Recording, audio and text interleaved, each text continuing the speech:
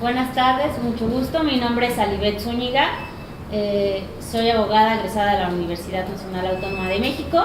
Tengo el gusto el día de hoy de moderar este evento, la praxeología del derecho. Nuestros invitados son el doctor Ricardo Rojas. Permítanme, déjenme saco mis notas. También contamos con la presencia del doctor Gerardo Enrique Garibay, y asimismo tenemos la presencia del doctor Antonio Pardo. Me gustaría, antes de comenzar el panel, dar una breve presentación de quiénes son nuestros invitados. Y bueno, comenzaré con el doctor Ricardo. Él es un distinguido jurista y estudioso del derecho con una larga carrera dentro del Poder Judicial en Argentina. Fue secretario letrado de la Corte Suprema de Justicia y después fue juez en el Tribunal Penal de Buenos Aires, ¿no? Cargo que retomó por concurso a partir de 2011. Es doctor en Historia Económica por la Escuela Superior de Economía y Administración de Empresas, y ha sido profesor de asignaturas vinculadas con el análisis económico, la filosofía del derecho y el derecho constitucional en varias universidades argentinas. Realizó investigaciones en el área de filosofía del derecho en el Departamento de Investigaciones del ESADE, y entre sus publicaciones, además de varios ensayos, se encuentran La contradicción del derecho penal, El análisis económico e institucional del orden jurídico, Elementos de teoría constitucional, y El pensamiento económico de Juan Hipólito Vieites. El 29 de octubre de este año fue ganador del primer lugar en el 13º concurso de ensayos Caminos de la Libertad con el tema Individuo y Sociedad, Ciencias Sociales o Ciencia de la Sociedad. Les pido por favor un aplauso para nuestro invitado.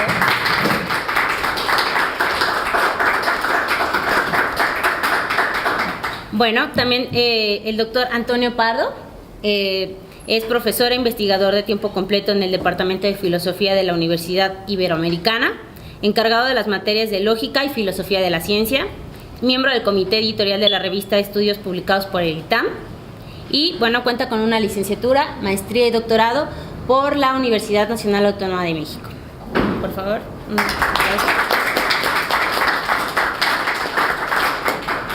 Finalmente, el doctor Gerardo Enrique Garibay tiene un doctorado en Derecho por la Universidad Popular Autónoma del Estado de Puebla. Estudió la licenciatura en Derecho y la maestría en Política y Gestión Pública en la Universidad Iberoamericana. Es profesor universitario en la Universidad Internacional de La Rioja en México, en materias de análisis de situación y trabajo de investigación en el programa del MBA. Es profesor de materias de partidos políticos en México e historia del pensamiento político en México a nivel de licenciatura. Por favor.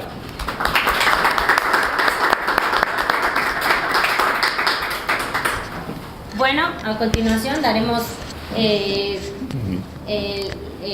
la palabra a Ricardo, quien nos contará pues qué es la praxeología, ¿no? Adelante. Bien, bueno, buenas tardes, un gusto estar aquí con ustedes.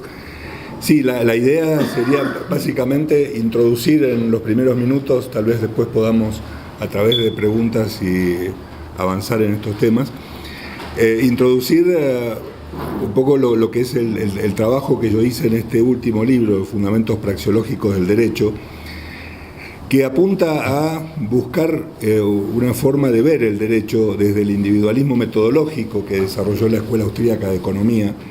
Ustedes saben que la Escuela Austríaca ha desarrollado desde la praxeología, fundamentalmente a partir de los trabajos de Ludwig von Mises, una fuerte teoría en materia de cataláctica o economía, ¿no? La economía ha sido revolucionada a partir de los trabajos basados en una teoría del valor subjetivo y en el individualismo metodológico.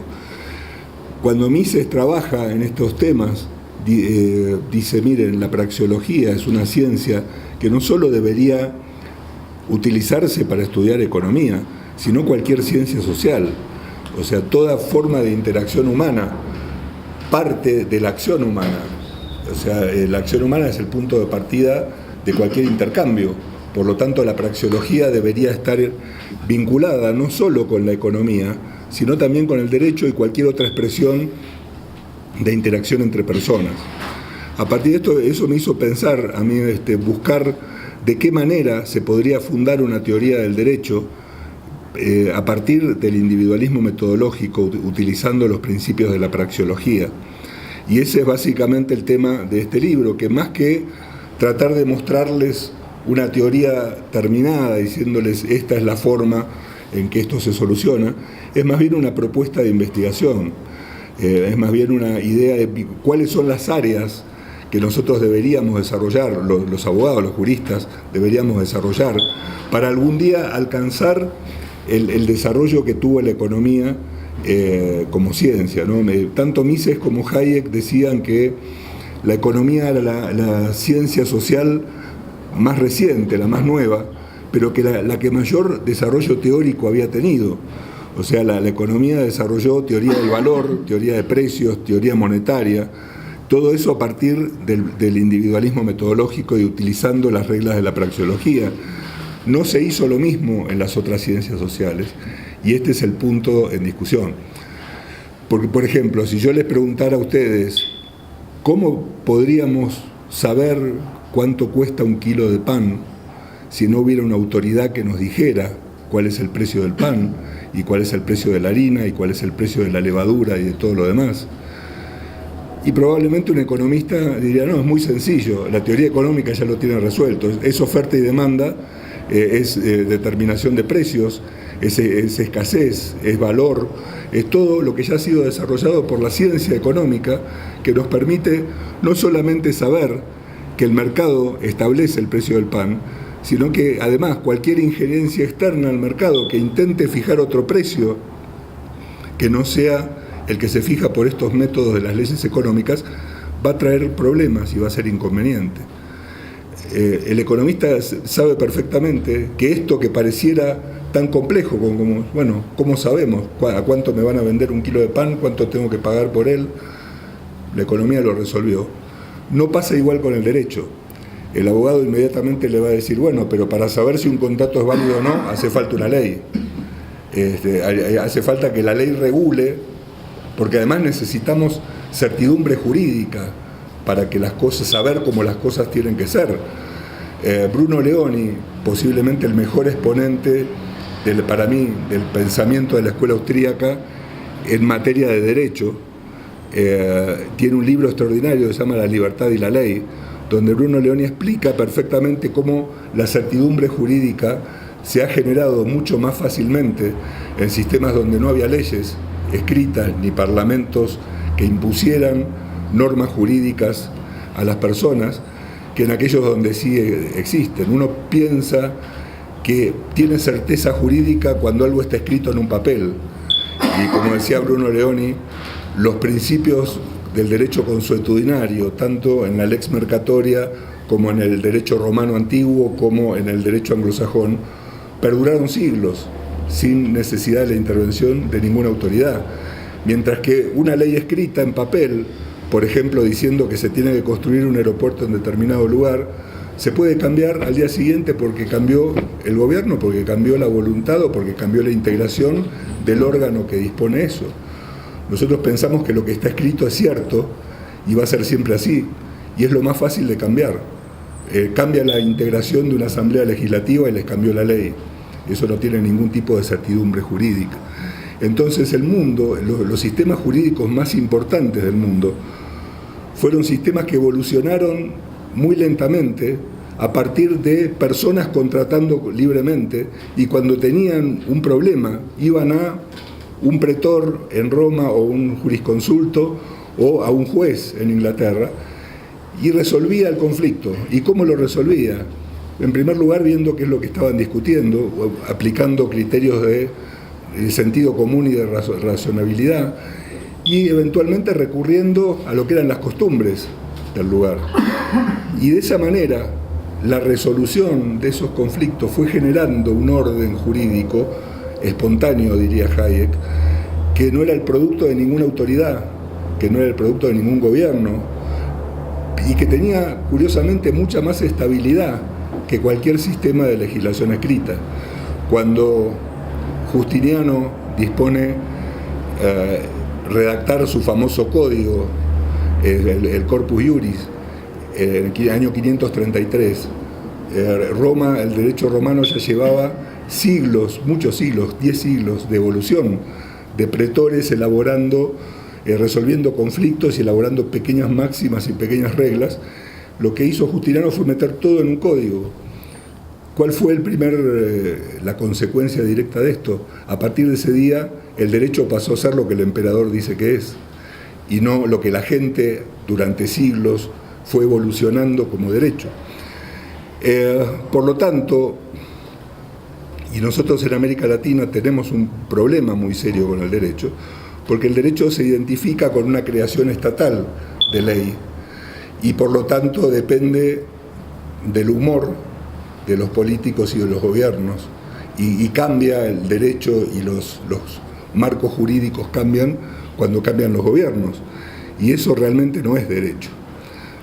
Por eso la necesidad de llevar las ideas de la escuela austríaca también al derecho. Y en este sentido yo tomé fundamentalmente dos autores como base: Mises, porque tomé la praxeología de Mises como base de trabajo, y Bruno Leoni. Bruno Leoni dice: el derecho nace con el reclamo. Hasta que no hay un reclamo no hay derecho. Yo puedo firmar un contrato con cualquiera de ustedes para rentarles una casa, por ejemplo, y podemos no tener ningún problema. Yo vivo 2 años en la casa y el contrato lo tengo guardado en un cajón. El derecho comienza cuando alguno de los dos no cumple el contrato y el otro saca el contrato del cajón y le dice: vos no cumpliste con esto. Bruno Leoni decía: ahí comienza el derecho. El derecho nace con el reclamo, y cuando alguien realmente quiere hacer un reclamo, porque el objeto del derecho no es el perjuicio. Ustedes se suben al metro para ir a su casa y la persona que está parada al lado de ustedes le pisa un pie, les ocasionó un perjuicio. Probablemente ustedes no lo van a demandar ni le van a pretender pisarle el pie como retribución por el que él le pisó primero. Lo más probable es que eso se termine con un pedido de disculpas o simplemente mirarlo mal y seguir su vida. Pero el derecho nace cuando alguien realmente quiere reclamar algo. La visión liberal ubica a la persona como el titular del derecho, que lo ejerce del modo en que lo quiere ejercer. Para poder elaborar un sistema jurídico alrededor de esto, yo desarrollé varias áreas del derecho que necesitarían desarrollo teórico, al modo que se hizo con la economía. La teoría de los contratos, la teoría de la resolución de conflictos extracontractuales, de daños, la teoría de las instituciones, pensando en instituciones al modo en que Hayek las definía como formaciones, esto es, como formas espontáneas surgidas del acuerdo entre las partes. La teoría de las normas, yo creo que tal vez el punto más importante para mí del libro puede ser la idea de buscar el desarrollo de una teoría de la norma que no implique la imposición por una autoridad. Yo creo que eso se puede lograr y está explicado, pero eso requiere también un desarrollo teórico muy grande. La teoría de la resolución de conflictos, y en este caso no estoy hablando simplemente de que haya jueces estatales monopólicos, sino todos los mecanismos de solución privada de conflictos que se pueden generar, con todo tipo de reglas de solución de conflictos que las partes pueden acordar entre sí, y fundamentalmente una teoría de cómo ejecutar las decisiones de los árbitros, que es, porque el último punto donde se dice que no puede haber derecho sin Estado es, bueno, pero cuando el árbitro resuelve, el Estado tiene que hacer cumplir lo que el árbitro resolvió, si no, no se va a cumplir. Bueno, también hay soluciones privadas para eso. El punto es que hay que trabajar mucho en ese camino para poder desligar definitivamente el Estado del derecho, como la escuela austríaca ha desligado el Estado de la economía, también desligarlo del derecho. Una última cosa para no extenderme en estos primeros minutos y después posiblemente poder interactuar. Esto se vincula bastante con lo que fue mi trabajo para Caminos de la Libertad recientemente, que va un paso más allá, Yo escribí este libro diciendo hay que llevar la praxeología al derecho. En el trabajo de Caminos a la Libertad, lo que estoy diciendo es que hay que llevar la praxeología a toda la ciencia social, que ya no serían ciencias sociales distintas, sino que el principio metodológico de toda forma de interacción humana es uno solo, y se basa en la praxeología y debería ser utilizado para cualquier aspecto de la interrelación humana, porque el derecho o la teoría de las instituciones o la economía son aspectos distintos de un mismo proceso, que es el intercambio entre personas. De modo que las bases metodológicas de estudio de todas estas ciencias deberían ser la misma. Y sin embargo, como han tenido evoluciones distintas todas estas ciencias, y por obra del racionalismo en el siglo XVIII y XIX se las consideró y se las estudió en forma separada, tienen incluso bases metodológicas que son distintas y contradictorias entre sí. Entonces la idea de este trabajo, que de alguna manera es una derivación del libro, es vayamos un paso más allá y estudiemos a la interacción humana, así como la praxeología es la ciencia de la acción humana. Deberíamos encontrarle un nombre, llámese ciencias de la sociedad, llámese sociología con otro contenido o el que quieran ustedes. Busquemos una ciencia de la interacción humana que, partiendo de la praxeología, nos permita elaborar una teoría para estudiar cualquier tipo de interrelación entre personas. Ese es básicamente, el tema es árido, pero esa es básicamente la propuesta. Como propuesta es posiblemente muy audaz y justamente por eso mismo yo lo que digo es que debemos empezar a trabajar en ese camino. Hay un largo camino de estudio teórico que hay que hacer, pero abandonar el camino para donde estamos yendo, que nos está llevando cada vez más hacia el colectivismo metodológico, y retomar la senda que los autores escoceses y después los austríacos trajeron para estudiar las sociedades del individuo y no al revés, ¿no? Eso básicamente para empezar y después seguimos. Muchas gracias. Bueno, ¿alguno de ustedes dos quisiera darle continuidad? Adelante. Muy buenas tardes a todos. Antes que nada, agradecerle a México Libertario, a Víctor, a Alex, por supuesto, a Manuel, a José, la oportunidad de estar aquí compartiendo ideas.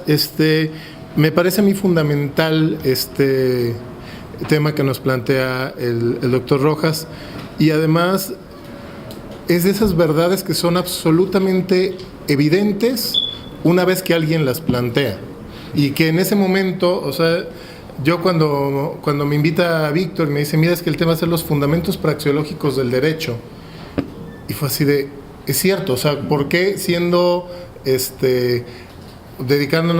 abogados o dedicándonos a estos temas, tomamos ya tan como base el que la ley tiene que surgir necesaria e inevitablemente del Estado? ¿Por qué nos olvidamos del individuo cuando es un hecho tan, como dicen los Founding Fathers, autoevidente, algo tan notorio, el que el individuo, la persona, es la base de la interacción en sociedad, y por lo tanto, siendo la ley una regulación de las interacciones sociales, tendría que partir desde el individuo? Sin embargo, en nuestras visiones académicas, en nuestras visiones jurídicas e institucionales, hemos abrevado tanto ese colectivismo que ni siquiera tenemos los ojos abiertos para darnos cuenta de que hay otra forma de entender y de plantear la legitimidad, el origen, la efectividad de las leyes. Entonces, en ese sentido, yo creo que el primer gran aporte de esta teoría, este planteamiento que nos hace